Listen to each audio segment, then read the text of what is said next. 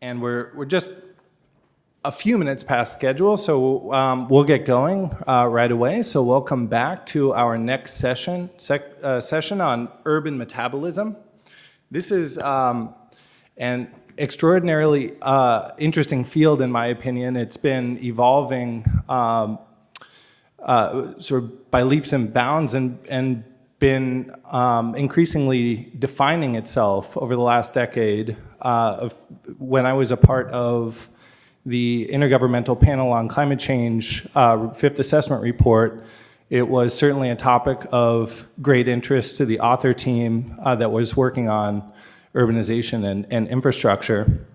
And I think that the amount of literature in this sort of broadly defined area has probably grown by a third since then. So it's going to be interesting to hear from each of our panel speakers on that work. First up, we have Dr. Sybil Derrible, who is Associate Professor of Sustainable Infrastructure Systems in Civil and Materials Engineering at the University of Illinois in Chicago, and directs the Complex and Sustainable Urban Networks Laboratory. So he's going to be telling us today about urban data mining to understand urban metabolism. Dr. Derrible, the floor is yours. Let's see, does that work? Can you hear me? All right. So if you don't know what urban metabolism is, don't worry, I'm going to tell you about what it is. It's great that I just start because I'm really going to go over urban metabolism and how that's going to change probably in the future. It's funny that you said civil and environment. Most departments of civil engineering are civil and environmental. I think we're the only civil and materials engineering department in the country, which is pretty great because materials is huge, but I'm not going to talk about that. So what I'm going to start about now is to tell you about cities. Now, there's a quote from Aristotle that I like about cities, and it's that the cities come into being for the sake of living, but it exists for the sake of living well. I mean, we tend to live in cities, we tend to live together, because we're better off if we're together than alone. And a lot of the reason for that is, I would argue, is infrastructure. It's everything where we are now, all the electricity, all the transport, all the water, et cetera, et cetera. A lot of it is one of the reasons why we live really better together. I like to say that infrastructure is the physical backbone of civilization. My wife was in art history, hates when I say that, because she thinks culture and art is the best thing in the world. But physically, again, infrastructure is pretty big. And there's something else, the infrastructure is so big and it really changes. And one of the things that I've noticed is that cities generally, or partly, are shaped by the challenges that they face. So since the very beginning, the Neolithic era, the way that a lot of the cities have evolved over time is to really address some of the challenges that they had to face. Now you're going to tell me, really? Give me some examples. It's like, all right, I can give you an example that's not too far from here, that's in Chicago, and that's where I am. Now Chicago evolved in the 1800s, so 1850s, et cetera, and it really grew quite a bit. And at some point, they really had a problem because they had a lot of people that were consuming a lot of water, and then they had no sewer system, and they didn't know where to put it. Now, if you do want to have a sewer system, you need some kind of a slope so that your sewer can go in the right direction. And when you're in the Midwest and it's flat as can be, you have a problem. So then you need to do something about it. And again, that's infrastructure. And in Chicago, in the 1950s, 60s, 70s, they came up with a really cool solution, which is basically raise all the buildings. Sometimes with the people still in the buildings. I don't know if you see, that's a building, there's people in here, the windows, and there's actually people raising the entire building, and then that creates some elevation, and then you can put your sewer system there. So part of Chicago was really, shaped by the challenges it had to face. Then, of course, you go to Chicago, then you have your sewer system. So what happened is that they were taking water from Lake Michigan, then you consume that water, then you put in your sewer system, it goes to Chicago River, then goes back to Lake Michigan, which is pretty bad. So then again, they shaped the city again, and they completely reversed the flow of the river. And that's what they did. And again, that type of situation is very common. I mean, if you look at the building codes going to brick, for instance, that was partly in 1666 because of the Great Fire of London. If you think about a lot of canals that exist in cities around the world, in Amsterdam, in Tokyo, a lot of them was man-made and was really partly shaped to face to address the challenges that they had to face. So if we bring that logic a little bit further now, we can think about how our city is going to change in the future. Well, they might be shaped by the current challenges that we're facing right now. And so now we can think about some of the challenges that we're facing, and we can think about how they're going to change cities in the future. And I would argue, again, purely from an engineering perspective, there's at least two big challenges that we need to address, at least two. One is energy and resource consumption. We're consuming too much energy, we're consuming too many resources. And the other one is resilience. And because we're talking about urban metabolism here, I really want to focus a little bit on energy and resource consumption. So we're going to have to lower how much energy we consume, how many resources we consume. And so the first thing that we need to know to be able to start to do that is to know exactly how much energy are we consuming now and how many resources are we consuming now. And that's not easy to know. And that's really what urban metabolism is about. Urban metabolism is about really trying to look at all of these things. What are we consuming within an area, within a neighborhood, within a city? One of the definitions is this from Chris Kennedy, was my advisor. Urban metabolism is the sum total of the technical and socioeconomic processes that occur in cities, resulting in growth, production of energy, and elimination of waste. The big key word here is sum. It's really about a sum, looking at everything that's coming in an area, everything that's coming in a city, everything that's coming out of the city, everything that's staying in the city. That's especially very important for concrete, for instance. We might import a lot of rocks, then we make concrete, then we build buildings, and the buildings stay there for a long time. So that's all urban metabolism. One of the best studies done on urban metabolism was in the 1970s, was in Brussels. It was very, very complete. So really looking at everything coming in, coming out. So that includes surface water, it includes groundwater. It even includes the sun, how much sun from the énergie naturelle here that's coming. So how much energy we have coming in from the sun. Really accounting for everything. And that's a very, very, very, very lengthy process. I mean, typically the way it was done, or still the way it's done to be able to estimate these things is there's so many things that you need to estimate. Again, surface water, groundwater, concrete that's coming in, et cetera, that one of the ways that you have to be able to use, one of the simple things that we use is the iPad equation, or some kind of a derivation of the iPad equation. So I don't know how many of you know it. It's IPAT, so impact, so how much, whether it's energy, whether it's materials, how much that equals to, we're just going to take the population, we're going to multiply that by affluence. Affluence is something like consumption per person, and then we're going to multiply that by the technology, which is energy per consumption. So when you have the technology, so let's say it's how many watt hours that are used to treat water, and we're going to hear about that, I think, right after with Ashlynn. So we multiply that by the number of, for instance, liters of water that are consumed by people, and then times the total number of people, and then we have some kind of an impact. That's one of the ways that's been done in the past. And it's a very simple equation. There's actually quite a bit of them, so I wrote a chapter that's all of the equations in the urban metabolism chapter. In terms of mathematics, they're very, very easy equations, but in terms of trying to come up with those individual elements, variables, it's actually really hard. One of them, for instance, is the square meters, square footage of building energy use. So how many square meters per people, and then for a building, how much watt hours are consumed, again, by square meters, and then you can do this. And so it's really not that easy, but the thing is, right now, we live in an amazing era, an era where we have all the data in the world. All right? It's big data. So now you can think about, all right, so we have urban metabolism. We've been doing it using the iPad equation for so long. We had to make so many assumptions. Maybe we can do a much better job now because we have big data. And so that's why the title of the talk is Urban Data Mining, or Understanding Urban Metabolism and Urban Data Mining. So how do we use data mining? How do we use big data to kind of transform or rethink how we perform an urban metabolism or calculate an urban metabolism of a city? So now, here's the thing. Usually what we like whenever we have something, so for instance, here we have X, whatever it is, space use, and then Y can be energy consumption. What we like is to have something like this. So it's like, oh, there's an outlier. Maybe we want to remove the outlier. And then we can fit an equation, and we're really happy about it.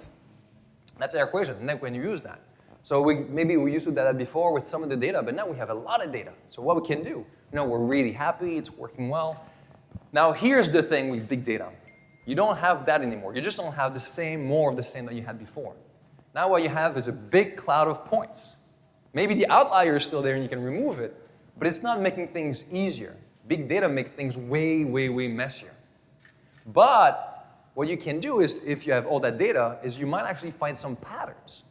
It's not all the big cloud of point that's not telling you anything. Maybe there are actually some different classes, different types of people, different types of households, different types of neighborhoods. And then you can use some techniques to be able to differentiate them, to cluster them. So here there's a few, for instance, a few different colors, class A, B, C, D, E. That outlier is now a class E. And so we can really do these things. So that's really the main thing about data mining and big data is that you don't get more and better, you get way more and also way messier. And that's really where data mining can help you. So how many people here know about data mining? How many people know about machine learning?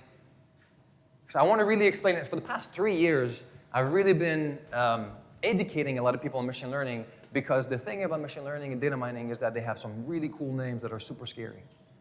So I'm really trying to debunk the whole thing. And the reason is that a computer scientist might be really good in terms of data sets and everything in data science, but if they don't know the data, there's nothing you can do. There's something in computer science called garbage in, garbage out. If you don't have good data, if you don't know whether your data is good, if you don't know what the data tells you, there's no way you can use a good technique and tell it something about it. So really, it's the domain experts. It's us, to learn about those techniques. Machine learning in general, one of the big difference between machine learning and traditional ways that we've been using is that there's really an algorithmic approach. The equations I showed you before, that one slide with a lot of equations, these are very simple equations to try to estimate them, and then you get your impact, and that's it. Now with machine learning, you have an algorithmic approach. So you really have, so it's different. Now you have something, you estimate something, then you correct it, and then you do it again and again and again and again and again until you find something that you're happy with. That's one of the big difference. The other thing is that the algorithm learns by itself. And that's pretty phenomenal. And the example I like to use with that is the 1990s, IBM came up with Deep Blue that played chess and that beat Kasparov. While Deep Blue at the time was really coded manually by one or a few people and really to try to get all the moves in chess one by one. And that was super complicated. And chess is really complicated. Now, a few years ago, using machine learning, Google used DeepMind to play Go. And the game of Go is way harder, way tougher, way more complicated than chess. But instead of feeding it every single move that could happen, it just gave all the bunch of games that ever happened to the algorithm, and the algorithm learned by itself. So again, that's one of the features of machine learning. There's a lot of parameters to tune, so it's kind of hard to interpret the results at the moment, but we're working on that anyway to make sure that the results make sense. And there's also all the different techniques, has some advantages and some drawbacks. So one of the examples, for instance, that I can give you is one of the things that we can do in machine learning is instead of trying to look for something, we can see whether any patterns exist. That's called unsupervised learning. It's called clustering.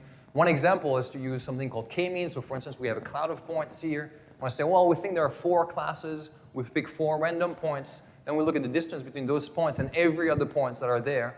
And we classify them, we cluster them based on how close they are. And once we find for all the points, then we move the centroid of that point to the center of that new cluster, and we do that again and again and again until we find our 4 classes, and we're happy. That's one of the ways that we can do. So now maybe we have 4 classes, and then based on those 4 classes, we can do some urban metabolism study. That's one of the things we can do.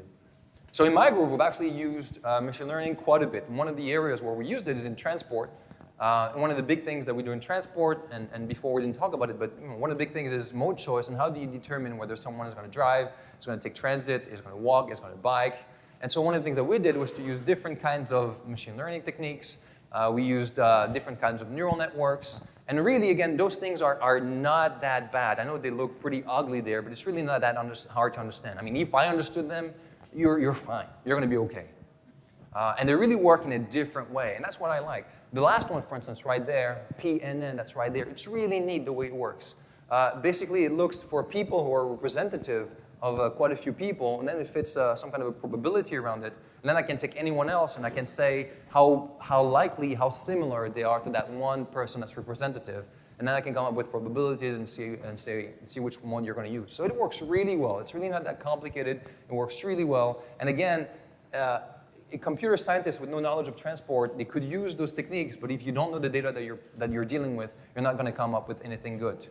We use it also for water consumption to try to predict water consumption. And one of the things, again, for water consumption, for instance, is we might assume that if there's more people in the household that we're going to consume more water, but that's one variable. And there are way many more things that are happening. So what machine learning can do is we can give it a bunch of variables, and it can really learn by itself some subtle relationships that we might not be aware of. And then we can look into what is learned.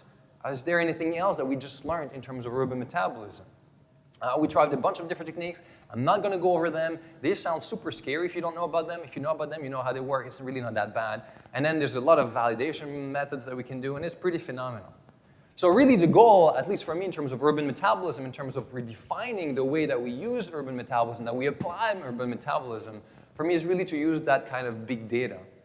And one of the things that we're getting, for instance, again, is that cloud of points, but that cloud of points here might be telling you something. So here, for instance, what I have is space use versus energy. So one of the things that we always hear is that if you live in a tiny apartment downtown, you're probably going to use a lot less energy than if you live in a big house in the suburbs. So maybe it's true, maybe it's not, maybe in general it's true. One of the questions I have is, if it's true, by how much more? And also, if you live in the suburbs in a big house, but you don't actually have a car because you don't move too much, you have your own vegetable garden, if you have solar panels on your roof, you might not be consuming too much energy. So you might be consuming a lot of space, but your energy level is very low. And then the opposite is maybe you live in a very small apartment downtown, but then you like to make money by doing some coin mining, and then you have a bunch of servers that are just running all the time, and you're consuming tons of electricity. So you might not be consuming too much space, but you might be actually consuming a lot of energy. So again, it's finding those, data mining can really help us to find those relationships, to find where that is. And once we've known these things through the data, then maybe we can come up with a theory of how urban metabolism actually works in cities. So I don't really see the point right here. So it's really using this data, using data mining techniques to try to inform ourselves, to be able to build a theory, and then using our knowledge, the theory that we have right now about how urban metabolism works, to be able to inform our data mining to make sure that we can validate things. And we can go even further than that. So for instance, land use is one of the things that impact your energy consumption, but there's also behavior, there's also technology. And when you have a bunch of data, trying to know which one is land use, which one is technology, which one is behavior, is not that obvious. So that's really, again, somewhere where those big data and data mining can help us. So really, for me, in the end, there's two quotes that I live by that I love. The first one is by Einstein, is we can't solve a problem by using the same thinking we used when we created the problem. So it's really about, really thinking differently about maybe an old problem that we have, but really thinking about it differently. And that's where something like machine learning really can help us, because these are techniques that we haven't used in urban metabolism much in the past, or actually, even at all in the past, so you can really think about something differently. Even think about cities, thinking about transportation. If we use the same tools in transportation now that we used in the 1950s, nothing good would come out of it. So really thinking differently is one thing. The other one quote that I love is this one by Frank Stilla. Who knows here who Frank Stilla is? Raise your hand if you know who Frank Stilla is. One person. See that I did. So I gave a presentation yesterday to engineering. One person raised their hand. Frank Stilla is an artist. So it's time to have your art brain kind of work, guys. But what he has a really good quote, which is boundaries are defining but not limiting. And that's really one of the things about urban metabolism, which is we are looking not just water, not just transportation, not just electricity, not buildings, but everything. Now, if you ask me, of course, transportation is not water. Of course, electricity is not buildings. And these are different systems, and they have boundaries. But the boundaries, they're defining, but not limiting. So we can really get everything together. Now, that's about it. So if you've whetted your appetite and you want to know more about machine learning or something, just go on my website. So you can just use the QR code now. You can just go on the CSUN website. You go on the team page. There is a prospective members section. And there I have a bunch of readings and everything that you can use. And I'm very happy you can just use that. If you're not even happy with that, you can email me, because like Yan Fang, I'm actually writing a textbook, and part of it is a tiny chapter, half of a chapter on machine learning, so I'll be more than happy to share that with you. And there's also a chapter on urban metabolism. But that's where it is. And I love to finish with that one picture, because a lot of the times when you think about big data, when you think about the future, we think really high tech. But that's not the goal. The goal is really to build livable cities. Livable cities where we don't consume too much energy and not too many resources. And I just love that, because that's what we aim for. So I'm hoping that you're going to join me, that you're going to try to rethink urban metabolism, that we might adopt some of those new techniques. And thank you very much.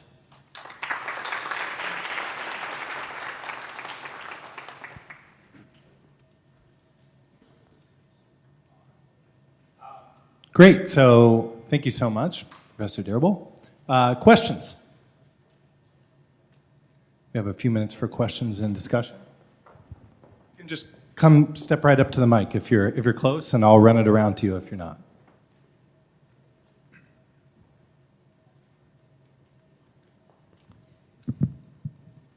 Thanks for Thanks for a great overview. Can you talk a little bit, a couple seconds, what are some of the data sources that actual data sources that you're thinking about or looking at already? Yeah. Well, so we use a lot of data from municipal. So the best field for data is transportation. There's really a lot of data for transportation, whether it's at the regional level, whether it's at the national level. We've used NHTS data as well. When it comes to water, it's a lot more limited. So maybe a few cities, maybe in municipal open data sources, have some water data. We've used data from the Water Research Foundation. So it's not location specific, but to tell you where it is. And so we can use some properties, some of that data, so that works well. And then when it comes to electricity and natural gas, it becomes a lot more difficult. Electricity is a bit better. I think the utility companies in electricity are a little bit more proactive. They have smart meters. They're starting to share some data set. The natural gas world is what's the word? Archaic? I don't know. They're really, really old, really. So getting data on natural gas, especially at the household level, is very tough. But it's getting out there. And one of the fun things is that a lot of the companies that really put, for instance, smart meters, they did that because they had great vision about smart meters. And then you just get flooded with data and you have no idea what to do with it. That's the one thing, again, about big data is that it's not better data. You do have more, but it's way messier. And knowing what to do with it is not obvious. That's why learning techniques that are really not that hard to understand, really not, is valuable. You're welcome. One more question? Okay, we'll get back on track then. Thank you, Professor Derrible.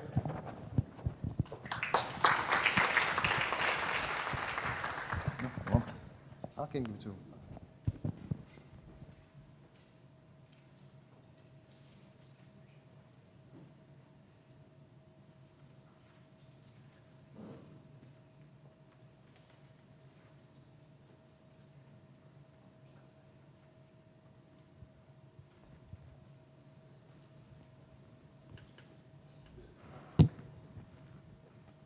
Next up, we have our own Ashlynn Stillwell, who is assistant professor here in civil and environmental engineering, with interests particularly in water systems as well as more broadly. Today, she's going to be telling us about U.S. urban water and its role in energy sustainability.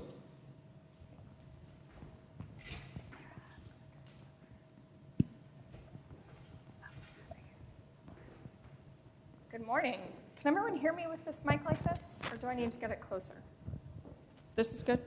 Perfect. Okay, my name is Ashlynn Stillwell, and it's great to be here this morning, and I'm excited about this session because Sybil, I think, set us up perfectly in all of these discussions around urban metabolism. So my specialty is more water resources engineering and how it relates to energy. So we're going to take this view that Sybil set us up with really fantastically and zoom in a little bit on the urban water system. And I should start with an acknowledgement. A lot of the work that I'm talking about today was completed by my PhD student, Chris Cheney, who is here in the audience. So if you have hard questions, please save those, and I will introduce you to Chris when this is over, and he can take your hard questions. Sound good? Okay, so why, I used this and now it's not moving.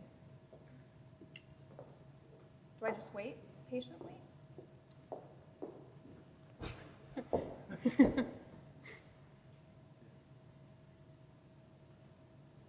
Oh, there we go. Okay. Yes. Okay, now we're cooking with fire. Okay, so we're talking about energy and material flows and the theme of this session. So why this relationship between water and energy? How do these come together? So the way I think about these things in the energy-water nexus is both water for energy and energy for water. And the energy for water part is at the top of this circle, this cycle here. That's where we'll be focusing today, but there is another side to it. We use a lot of water for energy. We need water for power plant cooling, water for hydroelectric power generation, water for extracting and refining primary fuels, and also for cultivation and processing of biofuels. So that's another side of this. We're not going there today, but I just want to kind of throw that out as a holistic picture. What I do want to talk about today, though, is this relationship between energy and water, specifically energy for water. So we use a lot of energy in our water systems, and that comes from collecting raw water sources from either an aquifer or a surface water source or a salty water source. And then we invest a lot of energy in treating that to drinking water standards and then distributing that to homes. Once it gets to homes, we invest more energy in it for water heating. And then once it leaves homes and goes through a sewer system to a wastewater treatment plant, we invest even more energy in it. If we want to create more of a circular economy and start reusing water, that is an energy investment. So there's all of these things to think about in the energy for water space. So at the city scale, that's where I want to start in this adventure in energy for water. At the city scale, we can think about the system as an organism, which is exactly what urban metabolism is doing. Let's think about the city as a whole. What comes in is drinking water and rainfall, and that energy comes into play in the water supply system. So there's energy invested into drinking water. There's also some energy that is embedded in drinking water that never makes its way to a customer. In the industry, we call that non-revenue water, and we'll revisit that in a few slides. Once we get into the built environment, then we generate wastewater, which might be a little difficult to see here because it's brown. We think we're funny, and we make drinking water blue and wastewater brown to have things color-coded. And stormwater runoff. So what I'm going to focus on today are the areas where energy is invested in this system. That's specifically water supply and wastewater. We're not so much focusing in this discussion on the natural interactions with water in the built environment from rainfall and stormwater runoff. However, that is an area of research that we undertake in my group, and another one of my PhD students is in the audience who does that work. One of my collaborators is actually talking to you after lunch, Mary Pat McGuire, who does work with us on green infrastructure in a landscape architecture perspective. So what can we say about urban water? Well, Sybil had a really good point. Where are these data coming from? They're hard to find. They're really hard to find, especially in the United States. So what we did was we set out to collect urban water data from utilities, drinking water and wastewater utilities, and we also wanted to know how much energy do you use. And so my student Chris spent a lot of time on the phone and writing letters and sending emails and on Twitter. These are our favorite ways of communicating. And he collected data on how much flow is treated, so that is the top row here of these 4 pie charts, and how much energy is required for that treatment, which is the bottom row. Drinking water is in the left column, wastewater is in the right column. And what we found was that even using an open records request system for collecting data, not everyone responds. Public utilities are the only ones required to respond. Not all of them respond. Private utilities don't respond. And generally speaking, these utilities have a better handle on their flow data than they do on energy data. When we asked any given utility, how much flow do you treat and how much energy does that require? Could you give us those data on a daily time scale? Getting energy data on a daily time scale is really difficult. And sometimes what Chris actually received was photocopies of utility bills, which is an indication that drinking water and wastewater utilities are not necessarily managing energy on a day-to-day basis, but much like each one of us as individuals, you pay the bill once a month when it comes in, and you look at the sum total for the month and you think, maybe we should try and conserve next month. But there's a 1-month lag in between all of these things. So what we found in this data collection adventure was that it's difficult to get data. We have better flow data than we have energy data, and generally wastewater treatment plants are more forthcoming than drinking water treatment plants. So when we put all of these on a scale to illustrate them spatially, we get some interesting conclusions. So this is a map that visualizes all of the data collection efforts. The location of the circle corresponds to the city. The size of the circle corresponds to a daily per capita drinking water consumption. This map's for drinking water, the next one's for wastewater. And the color of the circle corresponds to the embedded energy. So the warmer colors here, the reds and oranges, have higher embedded energy in the drinking water systems. And it kind of just looks like a smattering of stuff. It's messy data. These are messy data. There are not really any clear geographic correlations.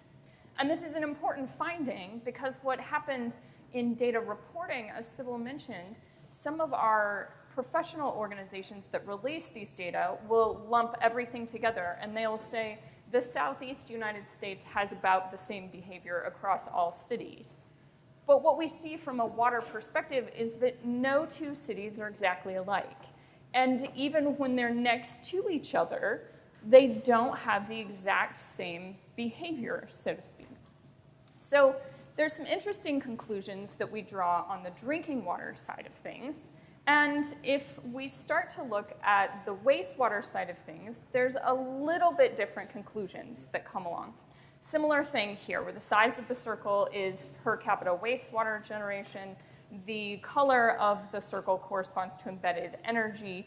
And what we start to see is some clustering around combined sewer systems, which would be expected, right? Those sewer systems are collecting sanitary waste and storm water in the same sewer pipes going to the wastewater treatment plant. So we would expect that to be a higher flow. And that happens kind of in the Rust Belt area up into the Northeast, also in the upper Midwest where we have a lot of combined sewers, and similarly in Seattle and places like that. But still, there's very little clustering that happens in a statistical sense. We did the K-means clustering thing, as Sybil just mentioned, and it turned up nothing, really. Nothing statistically significant. So the big takeaway is that urban water systems, no two systems are alike. What makes cities themselves, from a water perspective, is different across the United States. I should comment that this is not exhaustive of the entire population. When we say cities, we're focusing on locations that have high population. I'm a little sensitive to that because I consider Champaign-Urbana a city because my hometown has 5,000 people in it. So when I hear city, I think more than 10,000 people. These are cities that have more than 100,000 people. We're trying to get a representation across different states in the United States. So this is an annual time scale, all of the water and energy consumption on an annual scale. But we get some more interesting perspective when we zoom in on a monthly scale. So these are 6 different cities, and we pulled these out just for representation and illustration purposes.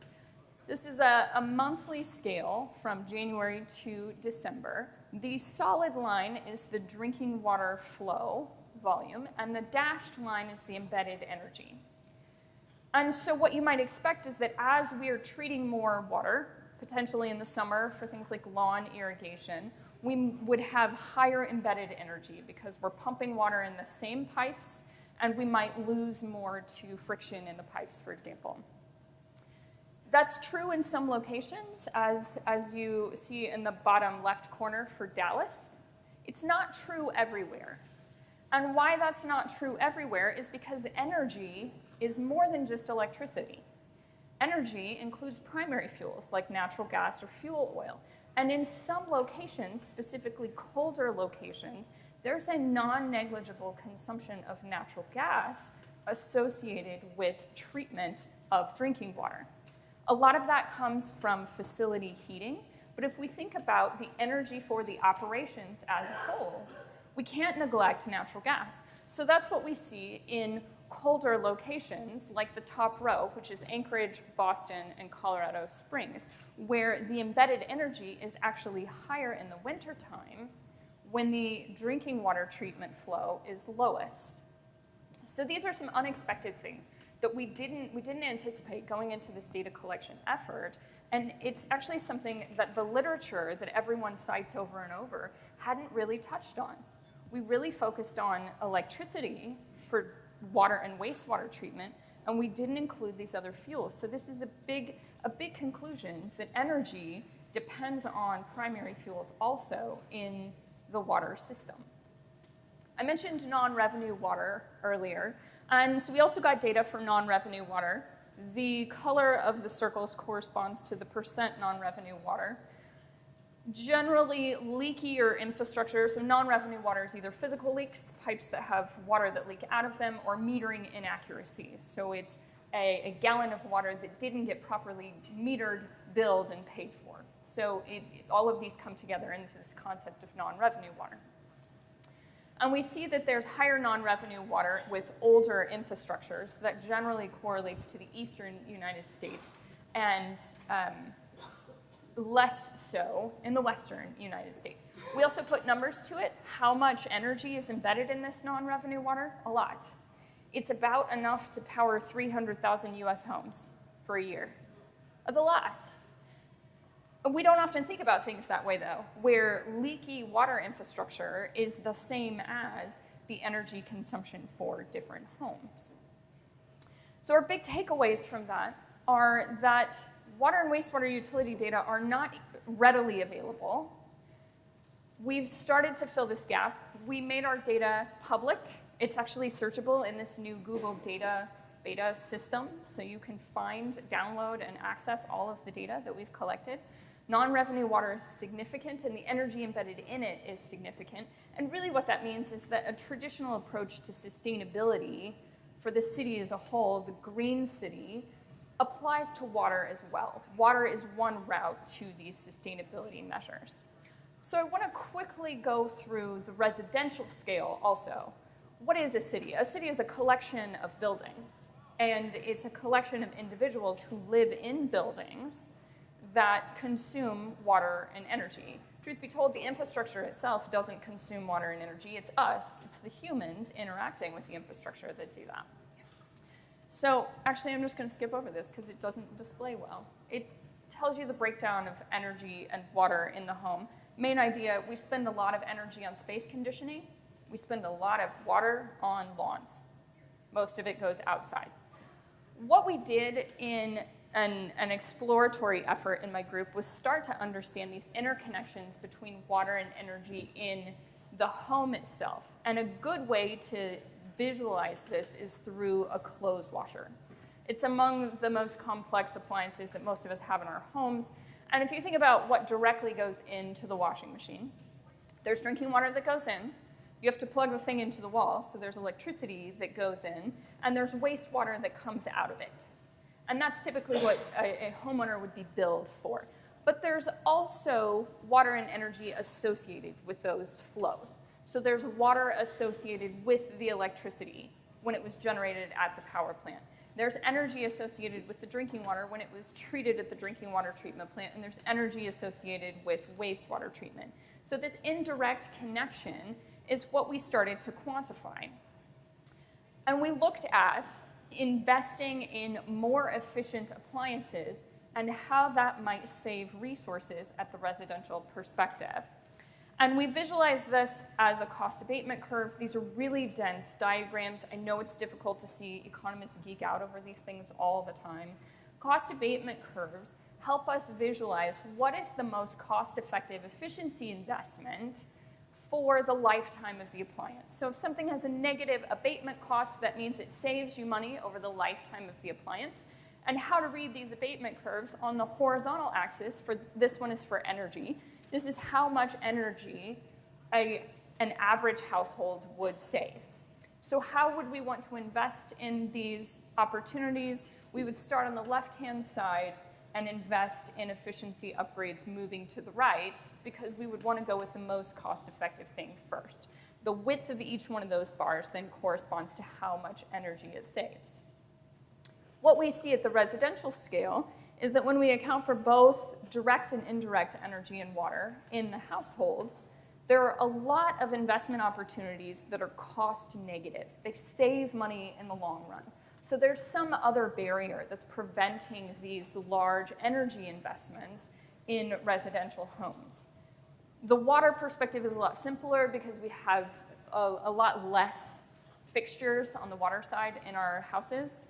And the takeaway here is that almost everything is cost effective from a water fixture perspective. The Energy Star dishwasher is the only thing that's not going to save the same amount of money over the lifetime of the appliance as the investment would be.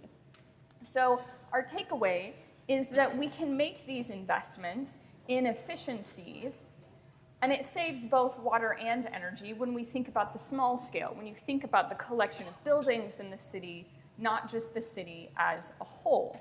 And so what we're doing now in my group is starting to zoom in on how do people really use water in their homes. So we've actually got a smart water metering set up that we're testing. These data are actually from my house, so I can tell you exactly what's happening here.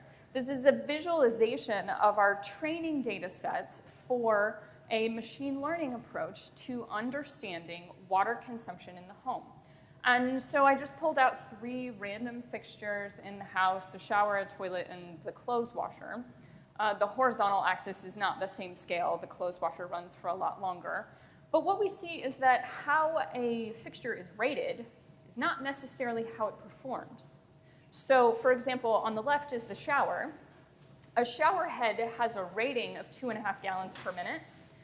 This one in my basement, for some reason, operates at about 2.2 gallons per minute. That blip at the beginning is the tub faucet running before the valve closes for water to come out the shower. So there's an interesting perspective. There's also some wiggly lines that you see in between 2 toilet flushes there in the middle. Those are leaks.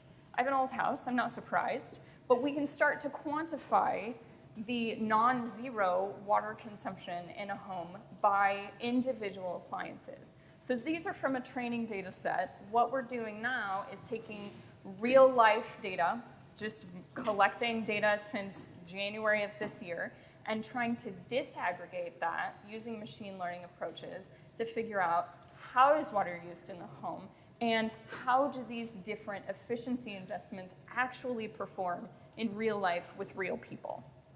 So it's a pretty exciting new world out there. At the residential scale, we see that there's lots of connections between water and energy and that a lot of efficiency investments can save money over the lifetime of that investment for appliances and for water fixtures. And really the takeaway is that water efficiency is a cost-effective approach to energy efficiency and vice versa. Really these go together, and sustainability in one can equal sustainability in the other. It's a brave new world out there with all of these smart meter data. Water is something that has comparatively lagged the electricity industry. There's been a big proliferation of smart electricity meters. There are several places across the country that don't even have water meters, let alone smart water meters. So if we can start to really tease out these connections, we can more efficiently collect data and interpret what they mean. So I'll end with this pitch that really water sustainability is an approach to the sustainable city. A lot of times when we think about a sustainable city, we think about sustainable transportation, which is a big element of it, and the greening of the city, green space. But there's more to water than just green space. It's also pipes in the ground that we don't often think about until they break, and we can invest in that sustainability also. So with that, I will acknowledge our funders for this. We got funding from the Sybil Energy Institute for the residential scale work. My student Chris was paid by the National Science Foundation in a graduate research fellowship. And I don't know if I have questions. Do I have time for questions, Peter? We do have a few minutes for questions. Perfect. Thank you, Ashlynn.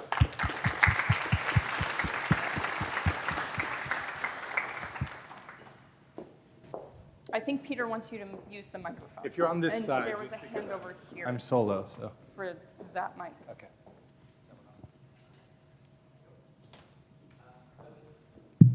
I was curious in your embedded energy in your water, if you were looking at the sources of water, and I was looking out from California.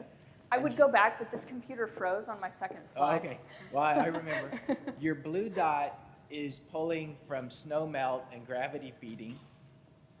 your yellow dots are pulling groundwater and using 400-mile aqueducts and pumping over a 4,000-foot mountain range, and your red dot is relying heavily on desalination.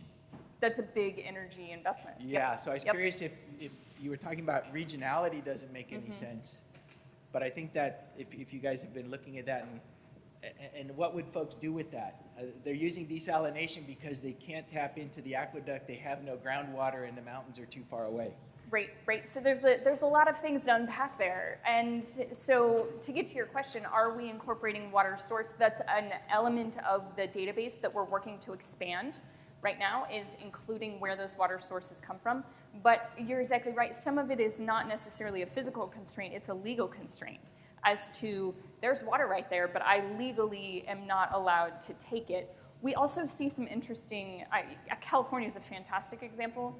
The upper Midwest has some interesting nuances too, where some cities use surface water, but because they have to pump it up a big elevation gradient before it gets to the customers, it comes across as really energy intensive, even though it's still a surface water source. So there's a lot of these specificities that we're working on incorporating and teasing out from a data perspective.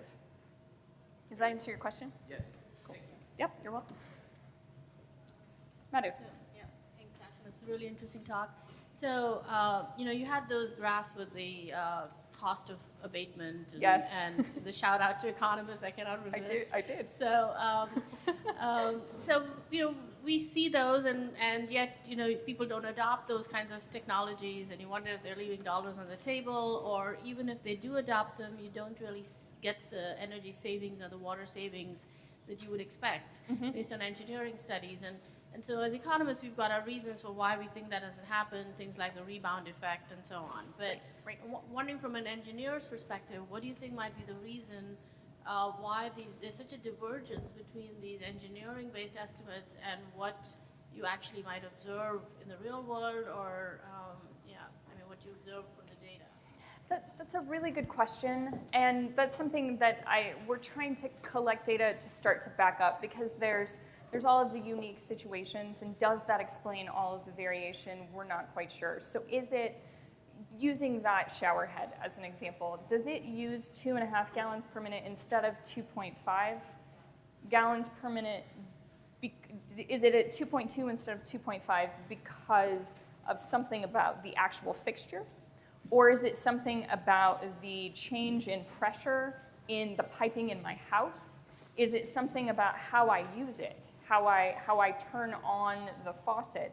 So I'm not sure we have enough data to really unpack or tease out how much of it is the infrastructure itself and how much of it is the humans using the infrastructure in a weird way. One of my colleagues at Utah State University has done a widespread study with automatic flushing toilets, which removes that human element except for things like double flushing.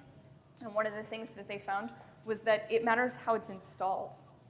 The valves on the automatic flushing have some degree of leverage to them where they can open and close to different amounts. And so consequently, the ways these had been installed made them operate with a lot more water consumption than they were actually rated in the booklet from the manufacturer. So I don't know that we have enough data to answer it, but I think it might come down to kind of the miles per gallon sticker difference between what you get when you drive versus what EPA says you should get in controlled conditions. My guess is it's the controlled conditions that the manufacturers test at versus how real people in real life use appliances and fixtures. But I don't know for sure. Yeah, more rationale for more work in the field. So we have one final Yes, question, please. and then Hi, Ashlynn. It was a nice talk. Myself, Dr. Balaji Kalluri from Singapore Research Center. I've been working since past 6-7 years on energy disaggregation. My PhD thesis was also on load disaggregation algorithms using machine learning. However, this is a new topic that has been catching up, and it is interesting to see the perspective of how the water consumption and its embodied energy is equally important in the urban sustainability. And some of the facts and the figures that you have shown also ties up very well, which is very interesting. So one question. I mean, I have come in between the talk, so what probably I would have missed out. So what is interesting to know is I have seen in energy disaggregation field, there are in public, there are a bunch of more than 10 different public energy data sets that exists. That has been developed by various research groups across the world for more than 10 years now. But are there any water disaggregation or water data sets that exist at the moment? That would be interesting to know. There are some water disaggregation data sets from the United States. Those are limited. There are some really great studies in the EU and a widespread study in Queensland in Australia where they're smart water metering a lot of homes. It's something that we've kind of lagged behind this effort in. And those disaggregation studies that I've seen on the water side are really intense investment because you need the ground truthing to know that what you've disaggregated is actually correct. And that's not quite as simple as the electricity field where you can just plug in some things and figure out consumption at that individual outlet. It takes sub-metering, and meters on those particular applications it's an intrusive thing. And then we get down to more economics where people behave differently when they know that you're recording data. That's called something, and I forget what, but maybe Matt who knows, where you monitor behavior, and then people behave differently when they know they're being watched. Anyway, we can all Google. Thank you. Yes. Thank you, Ashlynn. So we're now at the midpoint of our session. We've had a wonderful overview of urban metabolism as a field, how it's growing, how it's expanding, the new methodologies that we can bring to bear, and then we've heard from Ashlynn about how these methods are being utilized in very particular applied contexts in the case of urban water use. Now for something a little different. We're going to get the perspective of a practitioner who's working on the ground as part of industry, which is always a critical gut check for our research perspective.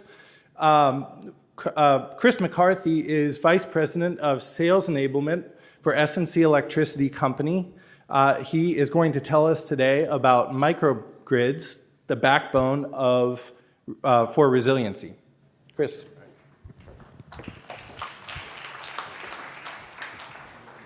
Okay, I think so. All right, thanks. All right, good morning. Thanks, Peter. So I work for S&C Electric Company. We make electric products and provide services to electric utilities around the world. So the question I'm going to address today is, can we count on microgrids to become the backbone for resiliency for our cities? So the difference here is we're talking about electricity. I would say that our society is 100% dependent upon electricity. I think our previous speakers would also say it's 100% dependent on clean water and good transportation as well. So I think it's nice that we're talking about all these different things in this conference today. So I assume most people, or not everybody, will know what a microgrid is, so I'm going to explain in simple terms what that is. We have the utility grid, the big utility grid that's out there today, the big generation, transmission lines, distribution lines, all the wires, poles, transformers that you see on the system. So we'll call that just the regular utility grid. And then we have loads, and I think the electric power industry is the only industry that calls their customers loads. So that's where we're at. So that's where we're at today. These two are a given. You always have the electric utility and you have the loads. So when we start to talk about microgrids, we're trying to talk about smaller parts of the system. What we see is distributed generation showing up on the distribution feeder closer to the loads. So not just the big central generation anymore. Distributed generation is kind of a catch-all. It can be conventional, diesel and gas backup generation. It can also be the renewable, the wind and the solar. So hopefully in a microgrid you can also add some energy storage. This is something that's a relatively new technology to the industry because there's such a mass of energy to be stored. But we do have real working examples of energy storage today. When you include that in the microgrid, it increases the flexibility and capability of that microgrid tremendously. You can store renewable energy from when the wind is blowing and the sun is shining and dispatch it later at night when neither of those are happening. So the Department of Energy has a definition of a microgrid, and it's an interconnected set of loads and energy resources operating within a well-defined electrical boundary that can connect to the main grid and disconnect from the main grid. So it needs to operate connected to the utility, it needs to separate and then run as its own entity. So what we need is the interconnect switchgear and an optimization controller that manages those components within the microgrid. So this is the physical switchgear that makes the connection with the main grid, and then the controller that does operate and optimize the assets within the microgrid, both connected, but especially when it's disconnected. So we'll take those four elements and just call that a microgrid. So you have your microgrid and you have your main utility grid. So the two main benefits for a microgrid are good efficient way to integrate renewable energy that's distributed along the feeders, the circuits, and also to improve reliability and resiliency on those really bad days. So it incorporates renewable energy better because the renewable generation is closer to the loads, closer to the customers, and you can optimize the use there. If you have PV panels on your roof, the utility has no visibility to that typically. They can't control it, so it doesn't really help the system. It might help you as the homeowner.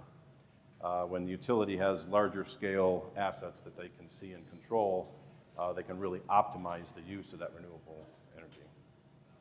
And for reliability, we're going to show a few slides on that. The idea is when most of the time you want to be connected to the main grid, but if the main grid has an outage, you want to be able to run independently. So the words reliability and then resiliency is kind of a newer term. That's like when Superstorm Sandy hit, that's when most people first heard about microgrids. Comes and wipes out most of the infrastructure, and then there's certain little pockets throughout the countryside there that were able to sustain their electric system for a period of time. So the two conceptual benefits of microgrids are reliability improvement, keeping the lights on, and integration of renewables. So in my mind, we're still always starting with this main utility grid, though, that has all the generation, transmission, this huge system that's been built over decades and decades. So we're going to talk about microgrids attaching to this system, not trying to replace it. Sometimes if you hear microgrid, it might be in remote areas where you don't have that utility grid and you just want to form up something where you don't have that infrastructure already. That's outside the scope of what I'm talking here. I'm talking about we have cities, we have the main grid, and we want to add microgrids to that. So you can kind of visualize it this way, where you'll have a number of microgrids attaching themselves to the main utility system. They can be different sizes, different components within them, and they're each going to operate separately. So let's talk about two technical aspects of this. One of the definitions is that you have to be able to island, and that means to separate from the utility like this. Obviously, it doesn't physically float away, but I like this because it's basically untethered from the main grid at this point, and it needs to use the controller there to maintain voltage and frequency and balance supply and demand. These things are all real time, and so it kind of emphasizes the need to have a good controller for the island operation. But this is not the hardest part. The hardest part is actually resynchronizing and connecting back to the grid. I like to think about this, if you send a spaceship to the International Space Station, it's a pretty big deal to get the ship there, to make that journey, but once you're there and you need to connect, it's got to be very, very precise, and otherwise things are going to get destroyed, and in that case you have human lives at risk as well. This is not that different because when you separate the frequency and the voltage and the angles of all the operating electrical operating characteristics can separate, drift apart, and if you don't resynchronize them and you just connect it back in, that's when you realize how much energy is actually in this electric power system, and it will absolutely destroy the components in your microgrid.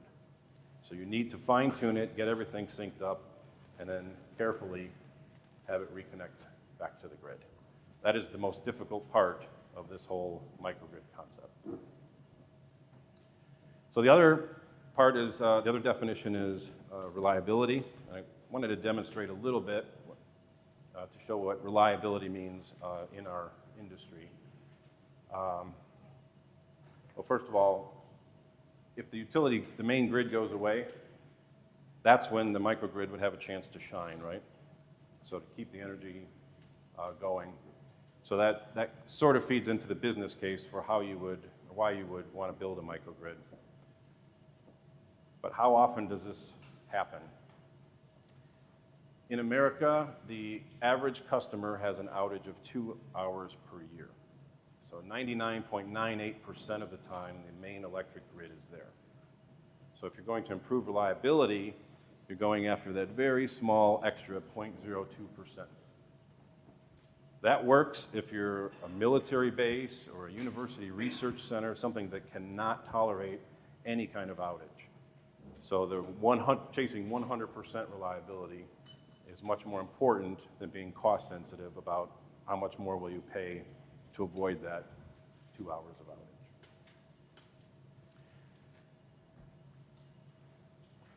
So let's talk about a great example of a microgrid.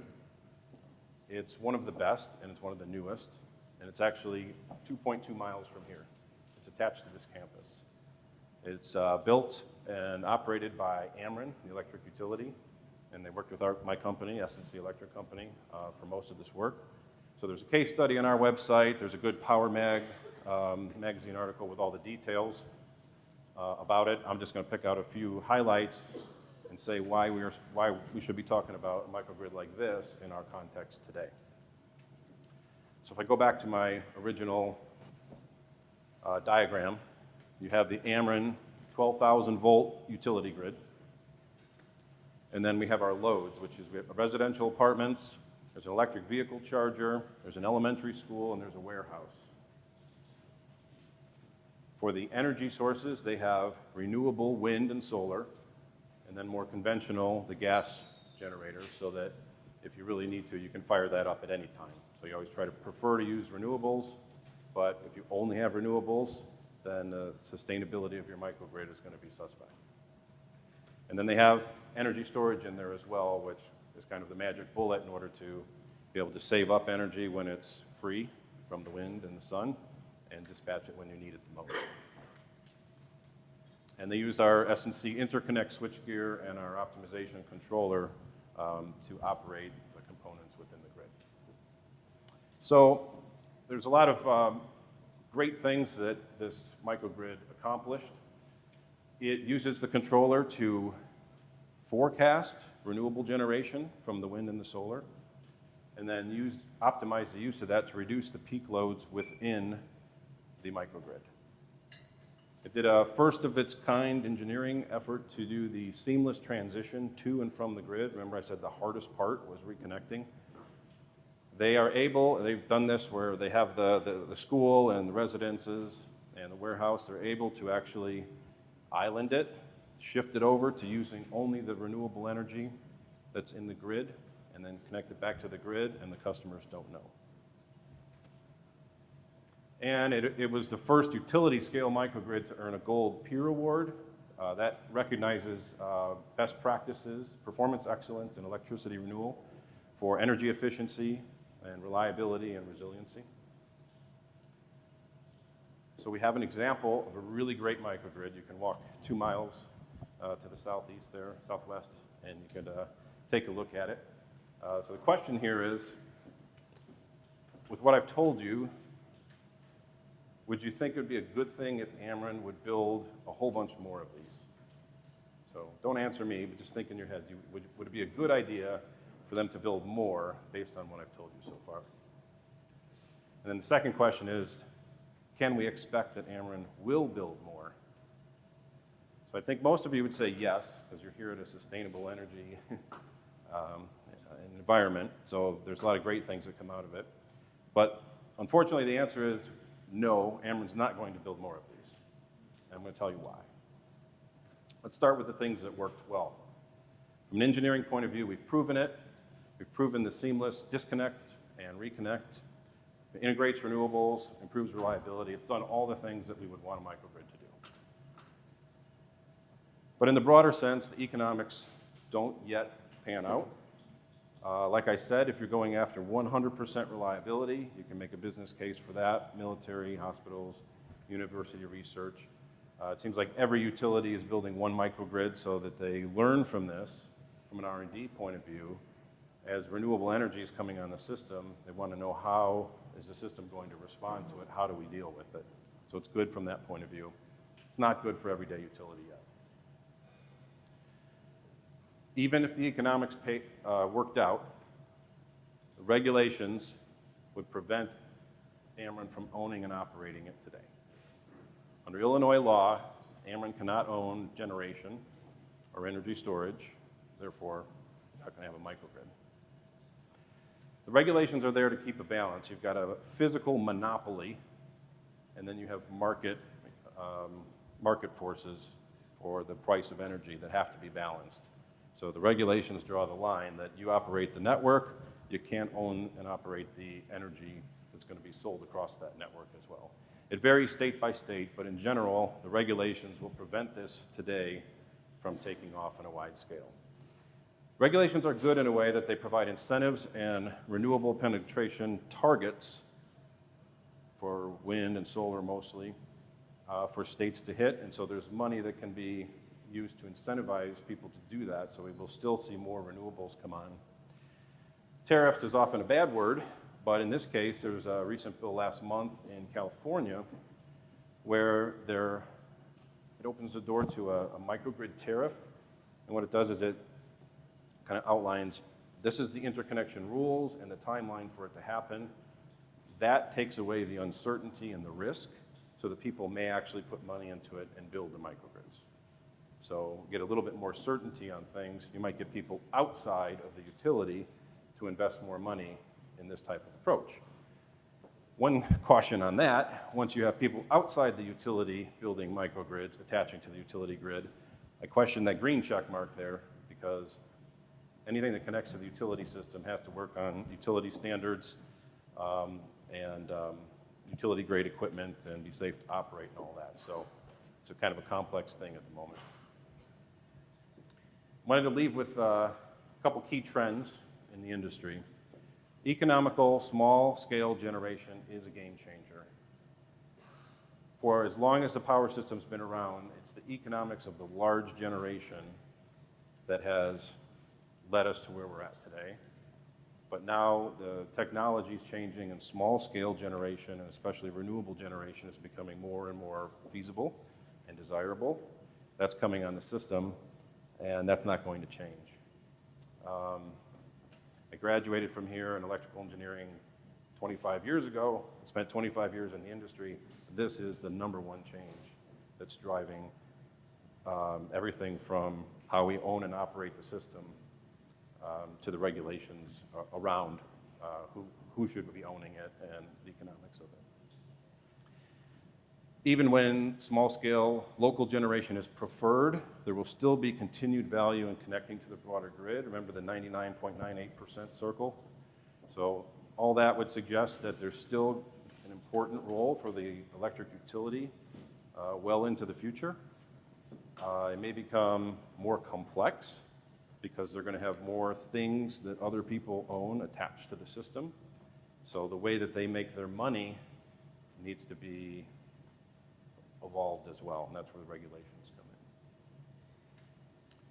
in. And the 20th century power grid cannot handle the tasks that will be required by the 21st century. We haven't talked too much about loads, but if you think about the great news I took from this morning is we're going to get some of those drivers off the road.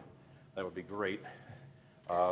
Most of that's going to end up being electric vehicles, I think, right? And electric vehicles are going to put a huge load on the electric system that wasn't designed for it. renewable generation that's showing up along the distribution feeders push power back into the system, and the power flows the other way, and the system wasn't designed for that. So there's some technical challenges there. The good news is there's a lot of people working on this. These are the major trends in the electric power industry. A lot of people working on it and think this is the future once we get the technology, which seems to be pretty much there, the economics, and then the regulatory model on ownership and utility recovery. When those things work out, then this is going to continue to happen. So I'll leave you with the industry continues to adapt and change, and the words up there, non-wires alternatives, is something that's come up in just the past few years, really. And it's because I, as a utility, can't own and operate energy storage or a microgrid. I'm going to try to buy that service from you. Maybe you can build it, and I can buy that from you as a service. So the utility shores up their shortcomings in the system using a service from someone else instead of traditional reinforcement, building another substation, increasing the voltage levels, and things like that. So all of that, in my mind, is pushing us towards a more sustainable future, which is good. It just may not be microgrids or any of the words that we're used to today. Thank you.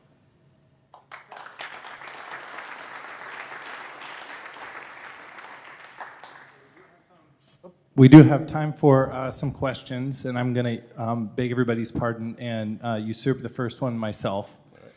So thank you for this presentation, really interesting.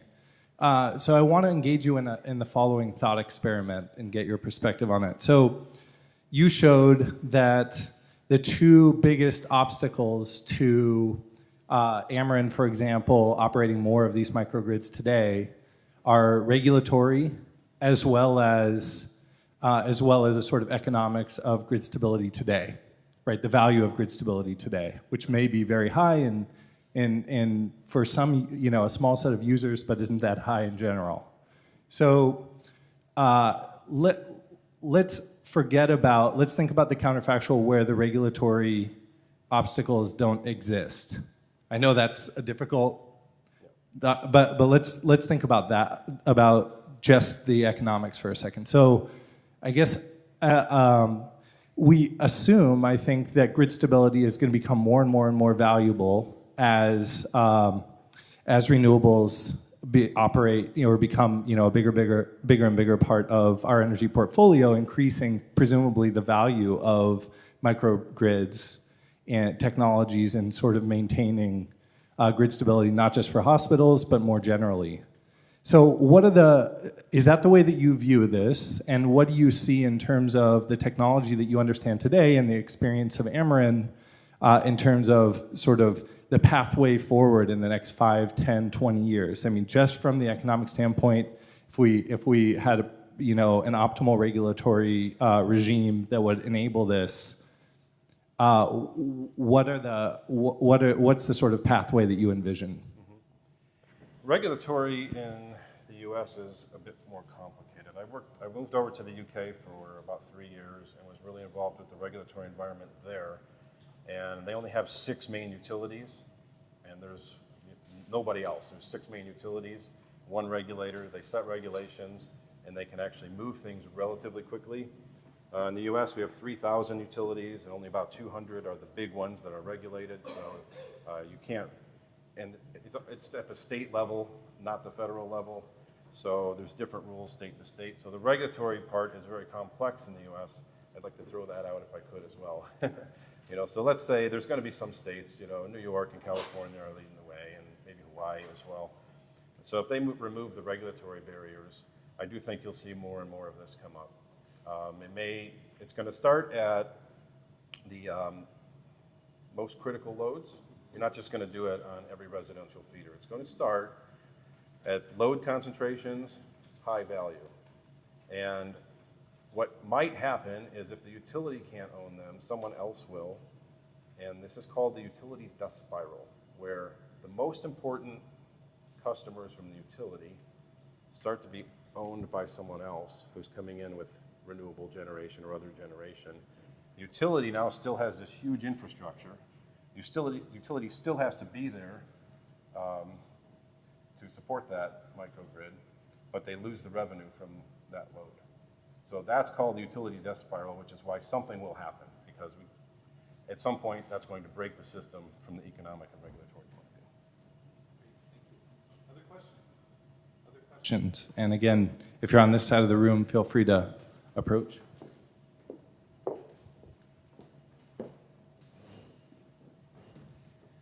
You mentioned energy storage, but how it's improving and our ability to do that. Could you elaborate a little bit more on that, and what percentage of our energy can we currently store, and how far, how we might progress towards more? Sure. So the question's on energy storage, and actually my company was really involved with that for about the last 10 years, doing some of the initial installations.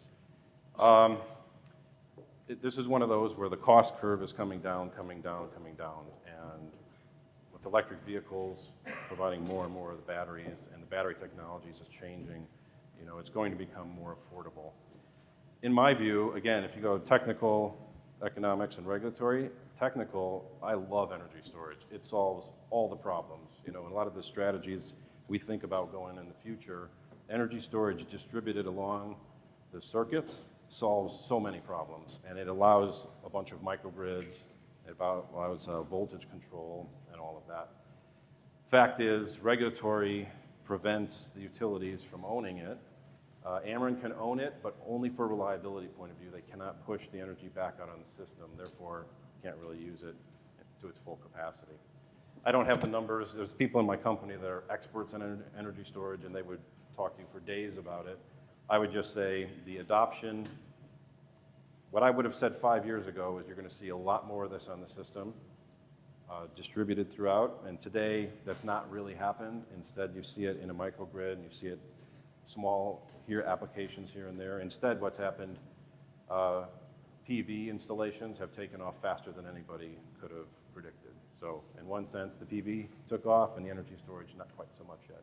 From a technical point of view, it solves so many things, and it will be another one when the economics of that work out.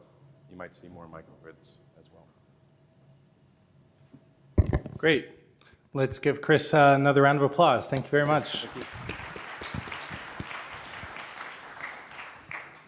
So our final presentation, the only thing standing between you and lunch, is from Professor Don Fullerton, the Gutgsell professor of economics here at the university, and in the Department of Finance. And he's going to be telling us about the circular economy and how it relates to metabolism.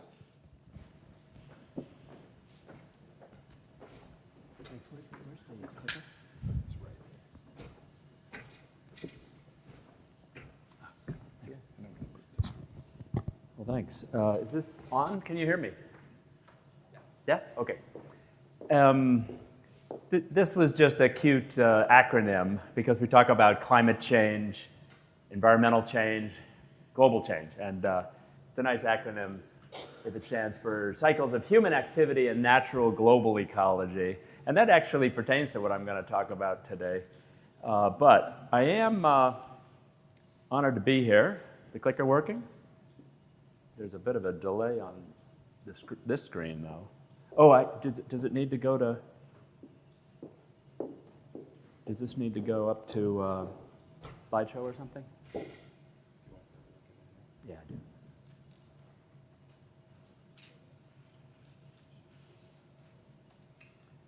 I do. I would go to slideshow. Is that if that's what I'm supposed to do? Yeah, that's okay. From the beginning is fine. Yeah. No. Full view. I want to see just what they see.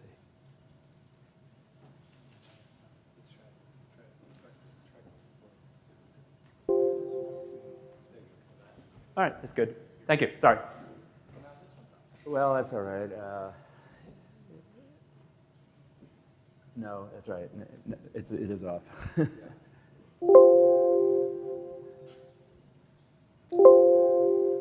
We can turn off the sound.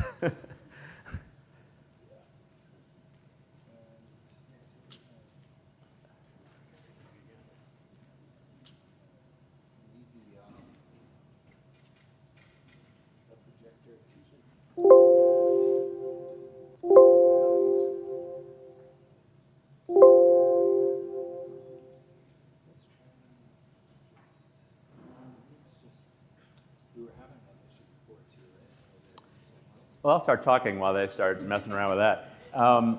And thanks for your help, guys. But okay, so global change, climate change, whatever. But this talk that I'm going to try to provide for you today is based on some talks I gave in Europe over the summer. These guys in the Netherlands at The Hague called and invited me, or they emailed first, invited me to give a talk to 150 of the public policy analysts in Den Haag in the Netherlands, and this is a great honor.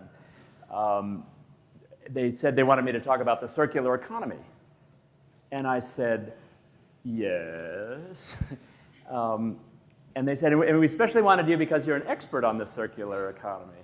And what I'm thinking is, what the heck is a circular economy? I've never heard this terminology. Thank you. Thank you.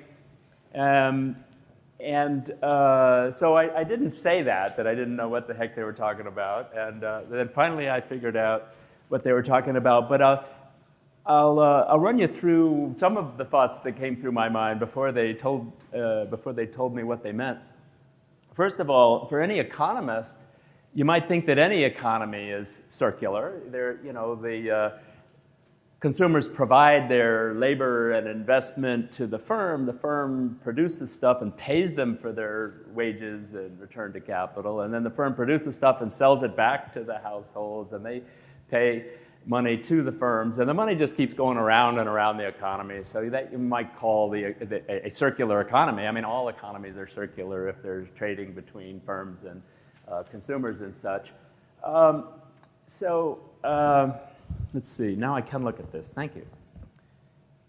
There's also a carbon cycle, and it kind of looks like this. There's carbon in the plants and trees and in the soil, and indeed in animals, all of us. And when plants and animals die, they decompose and the carbon goes back into the atmosphere, and of course then other plants reabsorb that from the atmosphere. So the carbon keeps going around and around. In fact, before mankind, or especially before the Industrial Revolution, that system was in equilibrium, which is kind of an economics concept.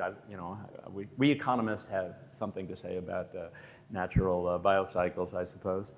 But in Europe, apparently, I learned that what they mean is the waste cycle. And this is their view of the circular economy. Once I Googled it. I had to Google it to see what they were talking about. And sure enough, it starts with raw materials, virgin materials, which could be timber and, mining of fossil fuels, but mining also of iron ore, bauxite, aluminum, everything that we use to make stuff.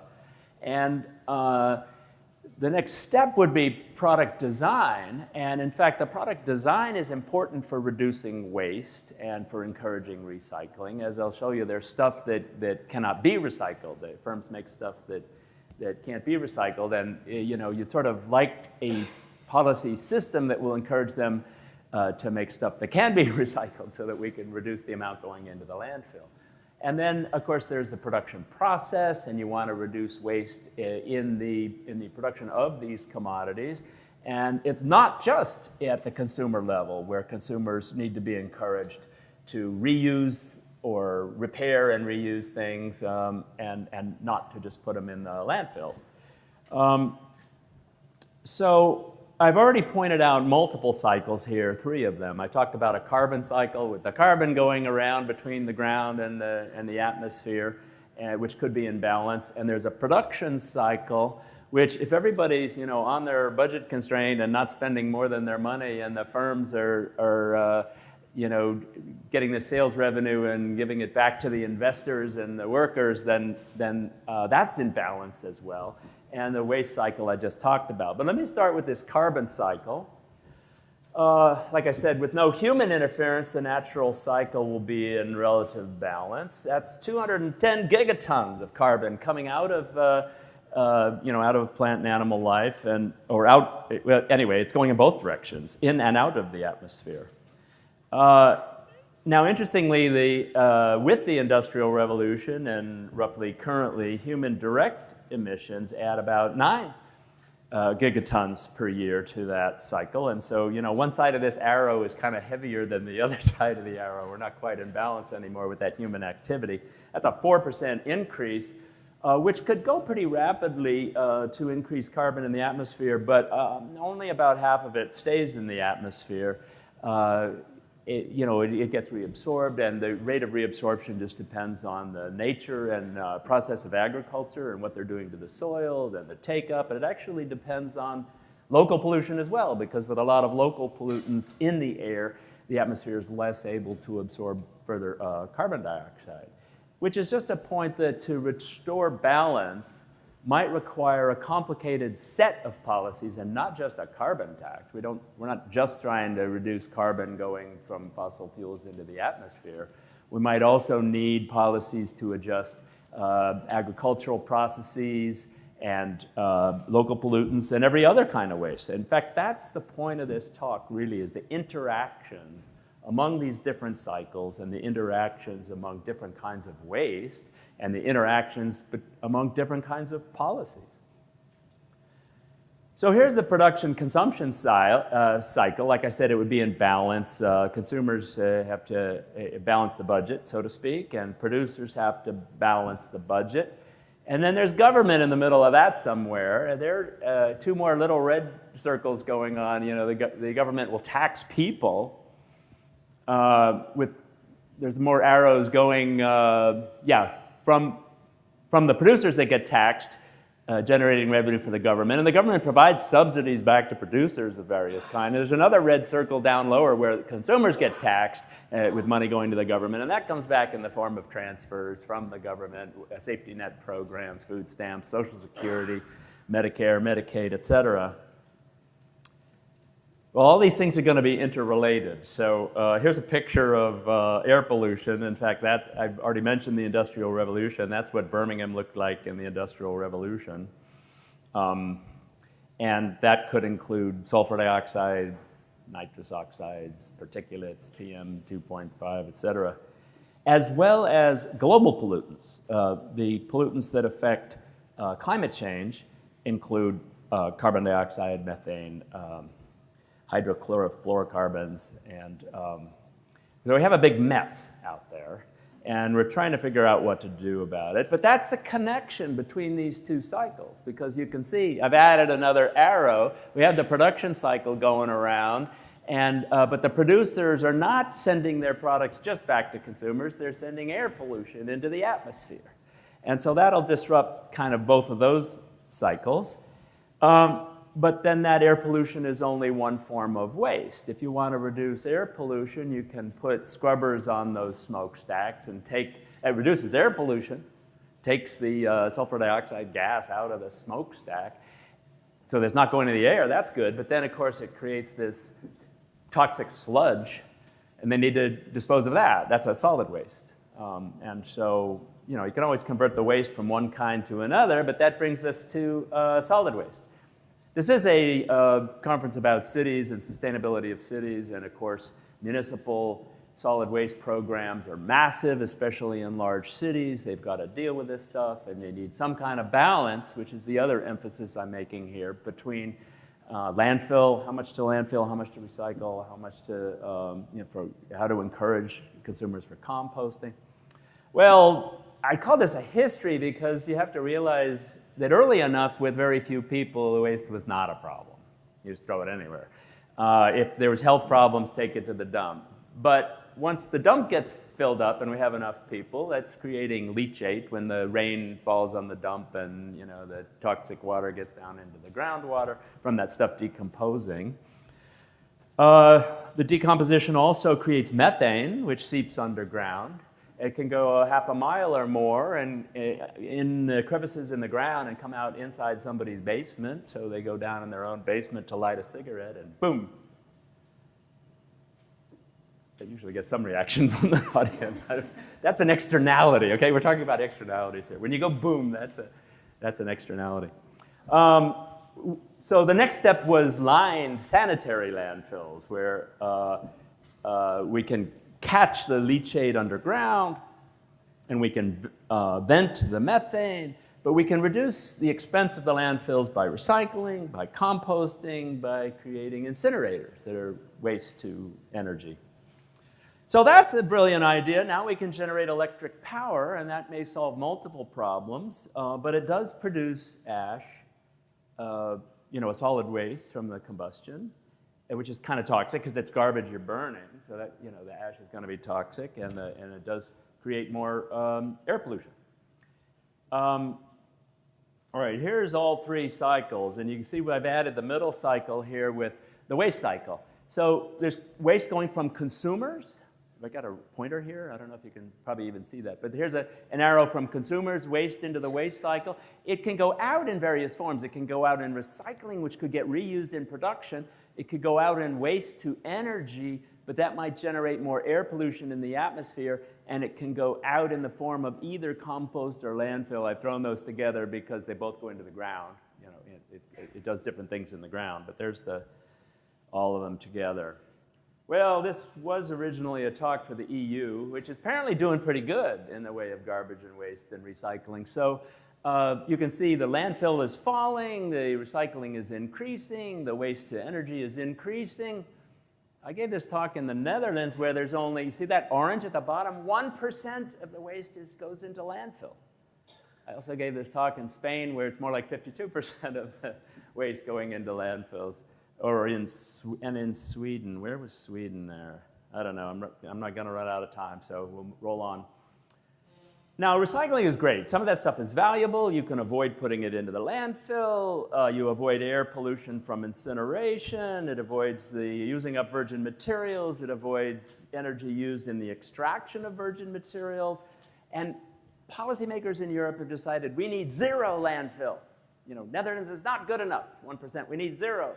And we need zero going in the landfill, and we need zero extraction. We want to just reuse the materials and not be taking any more out of the ground because that's not sustainable.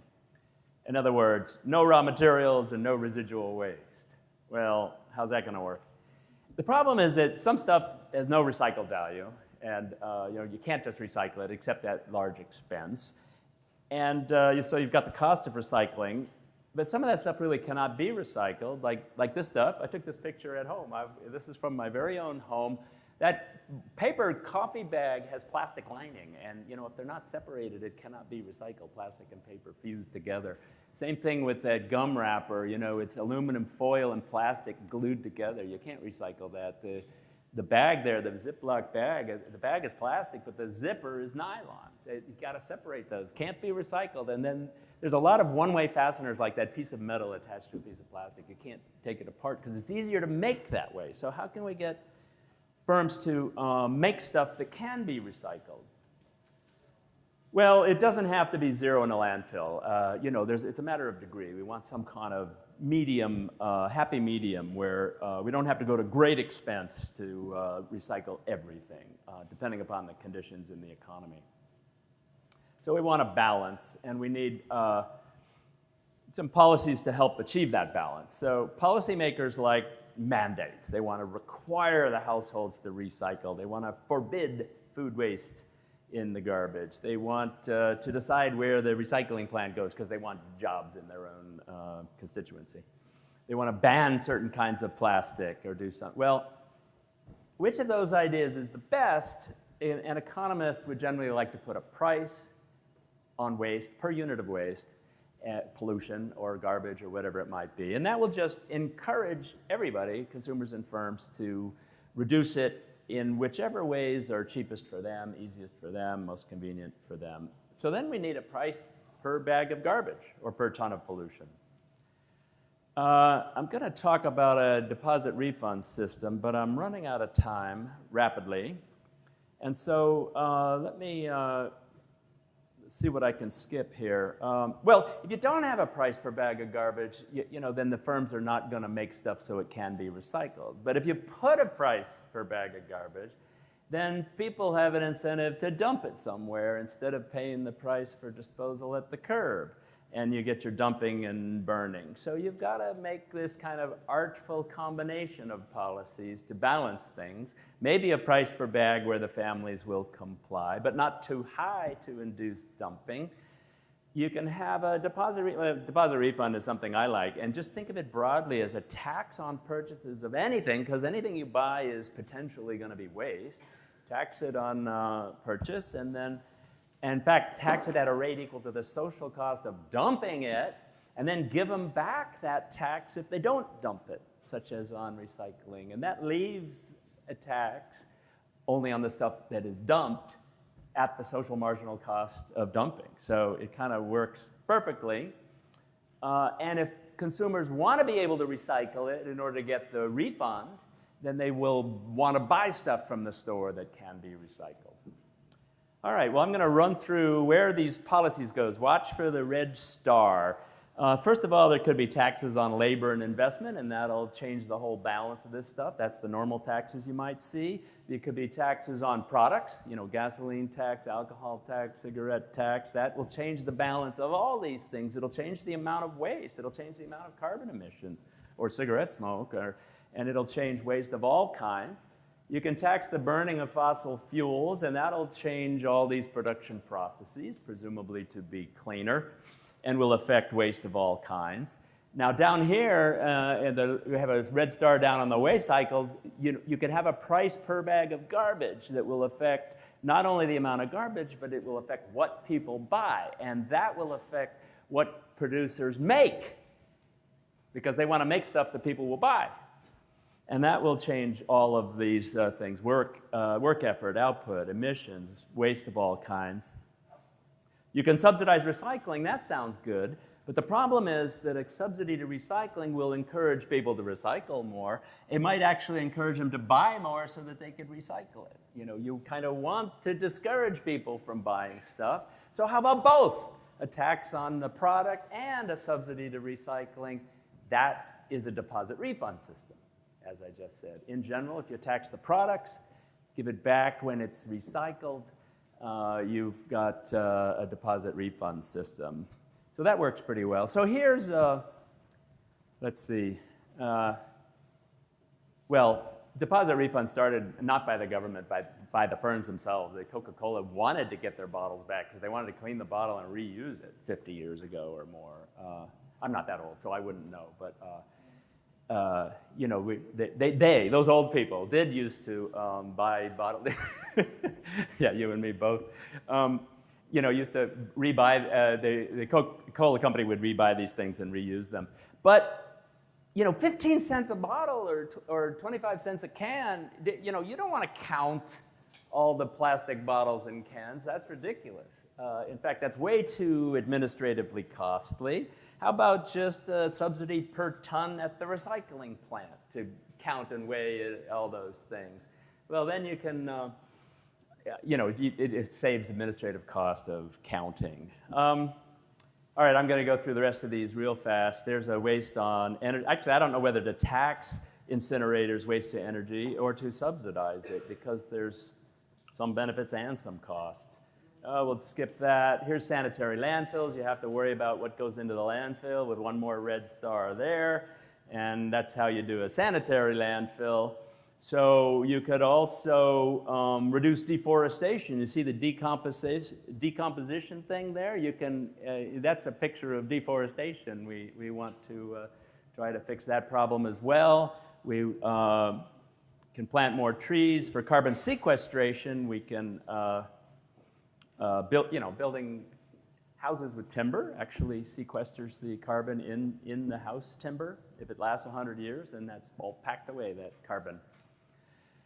With the right mix of all policy interventions, everything can be kept in balance, and we can keep our balance.